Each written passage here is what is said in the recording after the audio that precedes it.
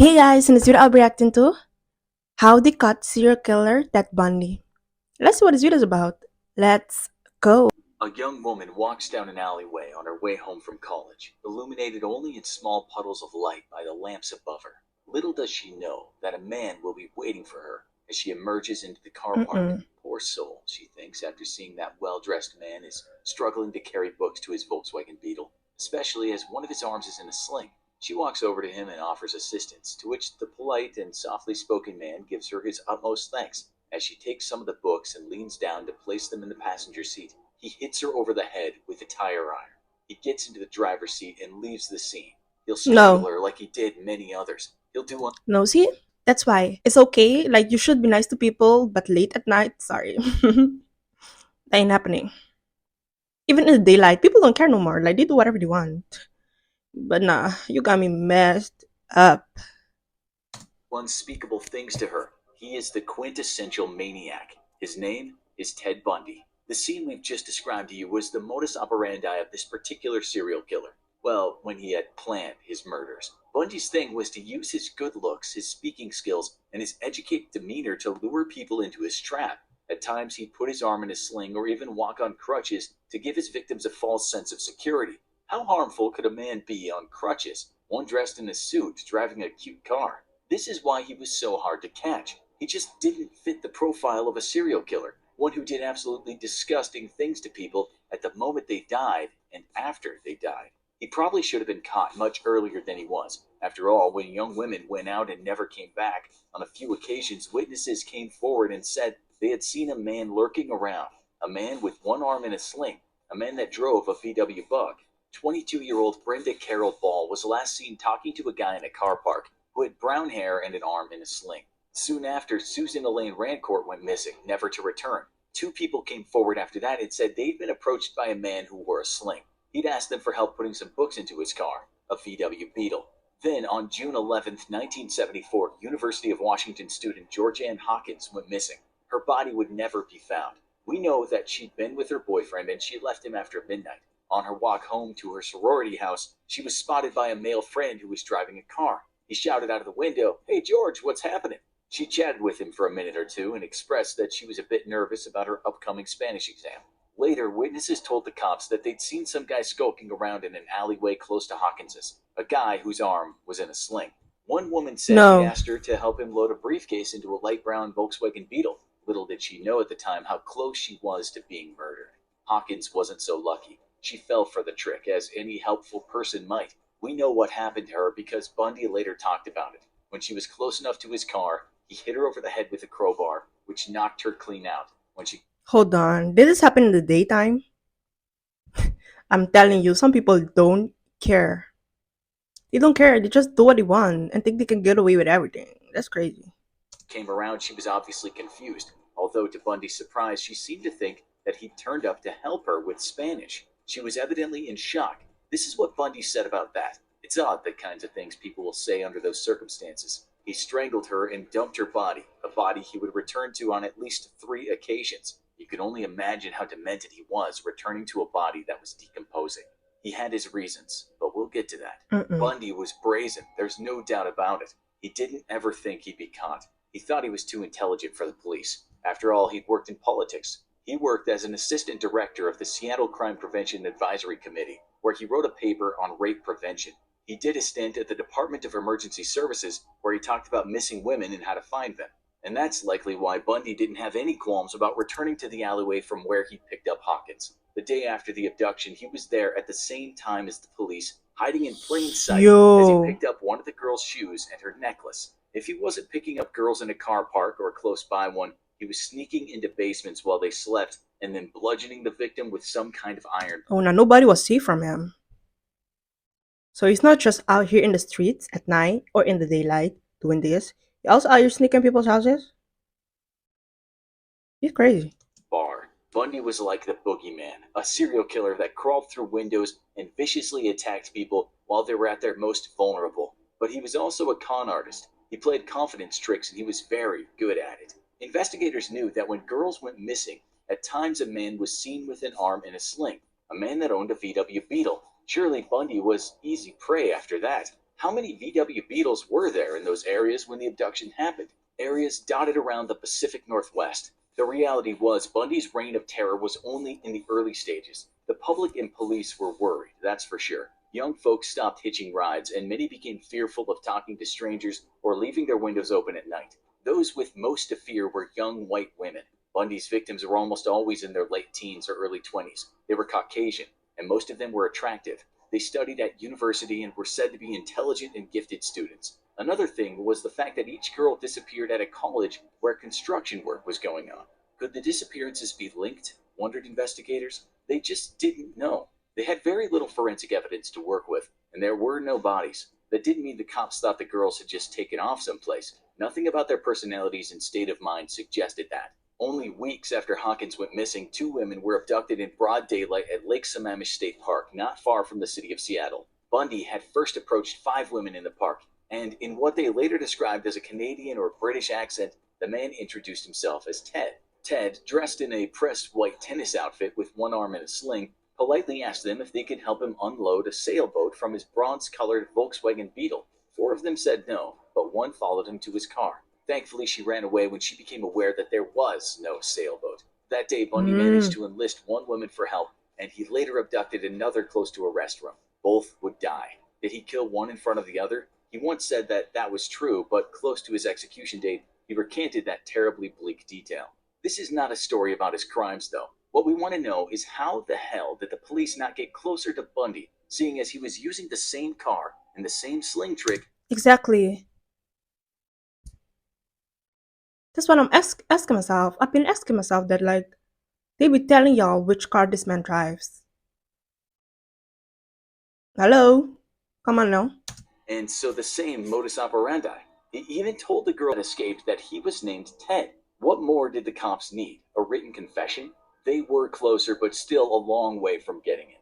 They at least now had good description of this Ted guy, and it did quite look like him.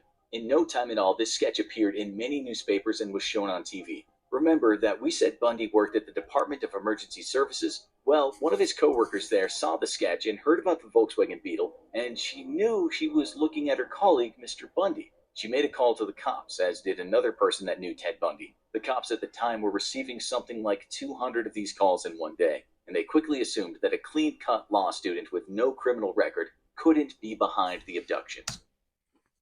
It's just serious. Nah, this can't be for real.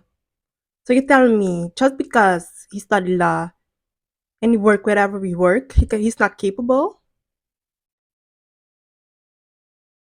If you don't call the nonsense. Mm-mm. Serial killers didn't look like that, or so they thought. The heat was on, though, and Bundy knew it. A couple of months after his last murder, bones were being found. Those bones were the remains of his victims, scattered in various places where the cops hadn't thought to look. It was fortunate for Bundy, then, that he was accepted to study at the University of Utah Law School. He packed his bags and headed south in August of '74. He was only in Utah a month when he started killing again. September 2nd, a hitchhiker. October 2nd, a 16-year-old girl. October 18th, a Mm-mm. 17-year-old girl from a pizza parlor. It turned out that she was the daughter of a police chief. After her decomposing body was found on a hiking trail, the post-mortem exam revealed that Bundy had kept her alive for perhaps 7 days. Each had been subjected to the most brutal depravity, although Bundy admitted years later that after he killed them, he shampooed their hair and applied makeup to their faces, keeping them in a state that he liked. He wanted the physical possession Nah. of the remains, and he wanted to do what he wanted to them. He sometimes chopped them, sometimes kept heads in his apartment, and he dressed them in the way he wanted them to look. And then he took a photograph. When you work hard to do something right, he once said, you don't want to forget it. More abductions happened, more murders. To do something right? Oh no, he twisted. I mean, he twisted.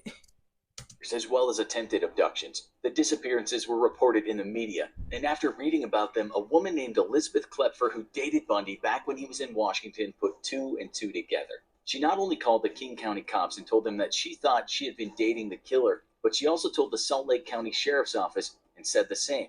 She was still talking to Bundy at this point on the telephone, but she didn't say anything about her calls. For her, the sketch looked like Ted Bundy. The car was Bundy's, and so the murders following him around were just too much of a coincidence. Bundy started then killing in Colorado. Things didn't change much. Death by blunt force trauma, sometimes strangulation, bodies dumped, mutilated, sometimes wearing clothes that weren't theirs. 1975 drew to an end and there were more victims, some whose bodies have never been found. 76 turned out to be another bloody year. So how come Washington cops weren't at the very least looking at Bundy? They only did that after they discovered a new toy, a computer, and a database. They found that they could input data about the murders and the computer would compare that data to data already in the system.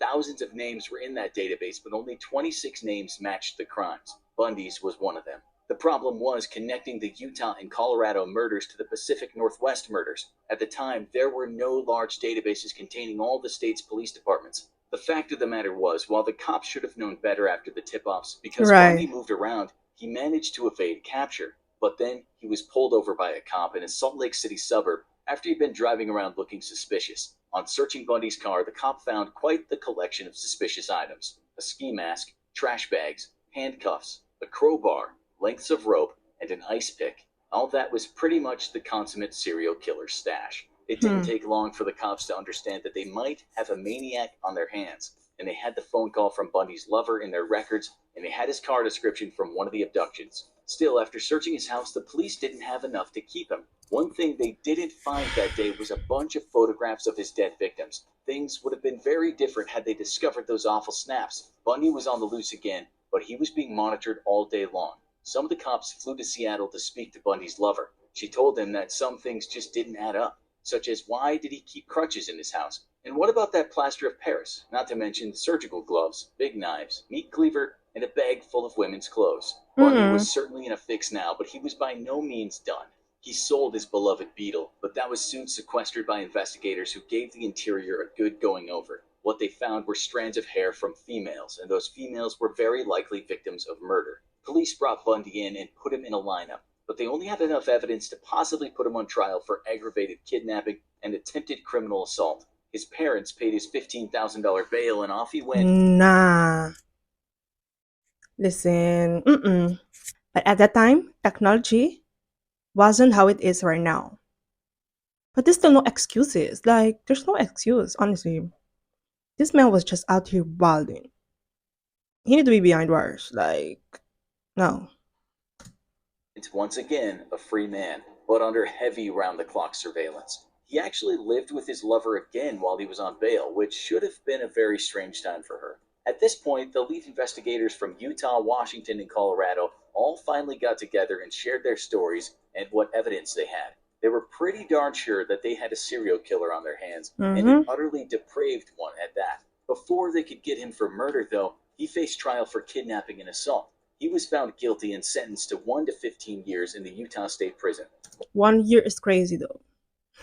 1 year is crazy.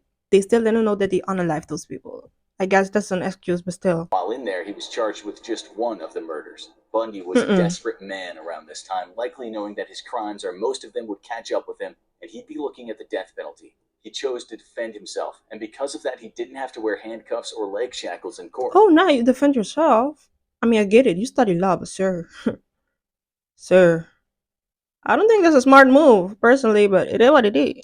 On one of those court appearances, he managed to convince the court he needed the library and he leapt from a window. He actually survived for 6 days around the wilderness of the Aspen Mountains, but was eventually picked up by the cops. The case against him for that one murder was actually quite weak, but it seemed that Bundy believed they would get him. If he was done for that case, more cases might follow. Over a period of 6 months, he got his hands on a floor plan of the jail. He saved money after getting it smuggled in by visitors, and he also got himself a hacksaw. On December 30th, 1977, Bundy filled his bed with books, so it might look like he was sleeping. He then got through the ceiling and into an apartment. There, he changed into civilian clothes and That's crazy. So this man escaped. Uh-uh. walked out of the jail. He went from Chicago to Atlanta to Florida in stolen cars, only stopping to steal certain items or wallets from people. On January 15th, 1978, he walked around at night in Florida State University. In the early hours of the morning, he assaulted, bludgeoned, strangled, and bit 3 sleeping women in 3 different rooms, all within about 15 minutes. Hold on, bit. Oh, nah. He on some other type of things. Like, no. No, no, no, no.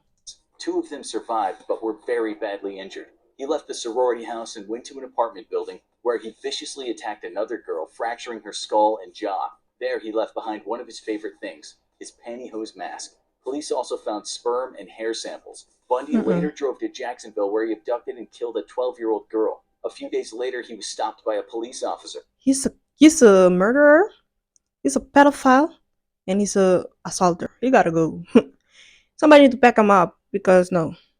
During questioning, he kicked the man's legs and ran for it. The cop fired warning shots, but Bundy kept running. He was too slow. He was tackled, and in spite of his best efforts, he couldn't get the gun from the cop. Bundy was done for. Sat in a car, handcuffed, on his way to certain death. Still, this Florida policeman didn't know who he had in the car. He was not aware that he was carrying one of the USA's most wanted fugitives. He certainly had no idea that the occupant of his vehicle would become known as one of the worst, most vile serial killers of all time. A demon whose warped brutality knew no bounds. And do you know what Bundy said to the cop while he was in the car? He said, "I wish you had killed me." Eventually, he confessed to Mm-mm. 30 murders, but there could have been many more. On January 24th, 1989, age 42, Bundy took his final breaths in the electric chair. His last words were, "I'd like you to give my love to my family and friends." Now, you need to watch this. No, Who are the most evil? no, not by he's evil though. He's evil for sure. Thank God they arrest him. I'm not gonna lie, it took a while. It took a while. They could have been catch him. But I guess the only excuse that I can find for these cops is that technology just wasn't the way it is right now. So yes, guys, this was the video. Don't forget to like, comment, and subscribe, and I'll see you guys in the next one. Bye.